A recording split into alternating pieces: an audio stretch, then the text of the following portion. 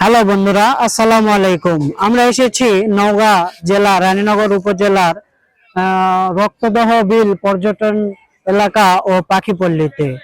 এটি নওগাঁ জেলা শহর থেকে রানীনগর উপজেলার পাশে হাতিরপুল এলাকার পাশে একটি প্রাকৃতিক জলাশয়।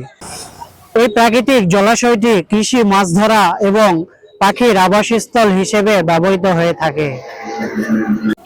চলুন আমরা ঘুরে দেখি এই রক্তদহ বিলের প্রাকৃতিক জলাশয়টি। এই রক্তদহ বিলের বিভিন্ন বয়সের দর্শনার্থীদের পদচারণায় মুখর হয়ে ওঠে পুরো প্রাঙ্গণ। এ সময় জেলা প্রশাসক আগামীতে এই পর্যটন কেন্দ্রকে আরো আধুনিকায়ন ও আকর্ষণীয় হিসেবে বিনির্মাণ করার আশ্বাস প্রদান করেন।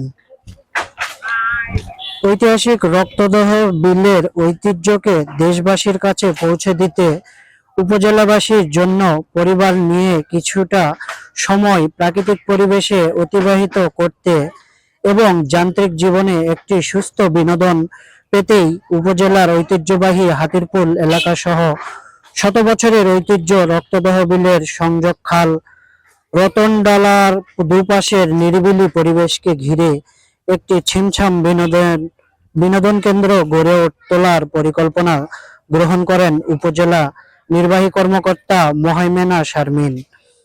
সেই পরিকল্পনার মধ্যে খালের পাড়ের গাছের ফাঁকে ফাঁকে পর্যটকদের বসার জন্য চমৎকার বেঞ্চ, ছবি তোলার জন্য বিভিন্ন রকমের স্থাপনা নির্মাণ, পাখিদের অবাধ বিচরণের জন্য গাছে গাছে পাখিদের বসবাসের বাসা তৈরির হাড়ি স্থাপন, পর্যটকদের সহজে চলাফেরার জন্য পুরো খালের